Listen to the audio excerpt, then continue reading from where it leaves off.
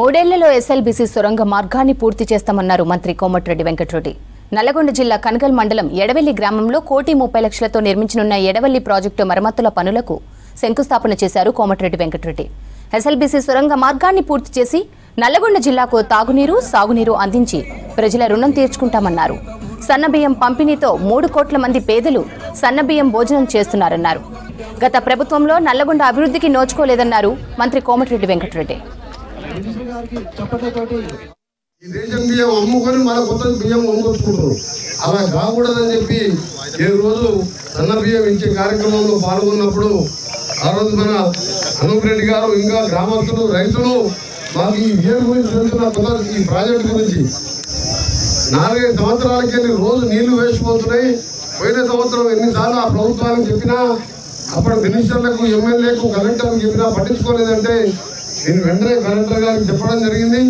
Collector గారు కూడా వెంటనే ఇరిగేషన్ శాఖ అధికారులతో మాట్లాడి వారు ప్రత్యేకంగా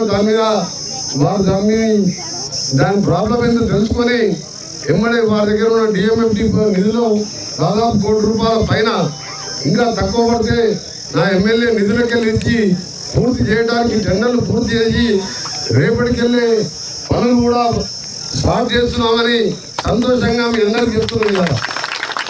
ఇలా ఎందుకు నీటి సుఖ అంటే ఇంపార్టెంట్.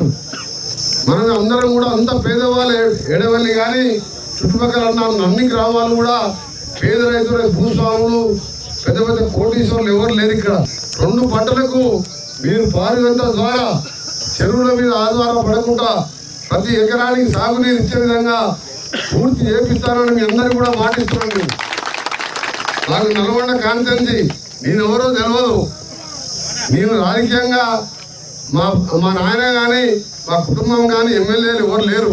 నేను ఒక యువ నాయకుని గారు ప్రజలలో తిరుగుతున్నప్పుడు మీరు నా మీద నమ్మకంతో 5 సార్లు ఎమ్మెల్యేగా ఒకసారి ఓడిపోతే మళ్ళీ మీరు అందరూ భువనగిరికి వచ్చి అక్కడ కష్టపడి మీరే సొంతంగా డబ్బులు పెట్టుకొని గెలిపించారు. నేను ఒక్క పైసా కూడా ఖర్చు పెట్టాలి.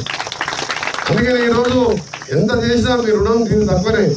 అందుకని ఈరోజు ఈ కార్యక్రమంతో పాటు ఈ ఊరికి మన 5 లక్షల రూపాయలతో మనం గంటే ఇందిరమ్మ ఇల్లు 50 ఇల్లు ఇవ్వడం జరిగింది.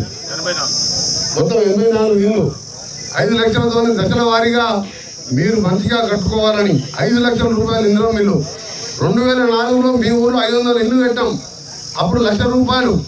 20 ఏళ్ళ కింద 1,00,000 అంటే ఇవాళ 10 లక్షలతో సమానం.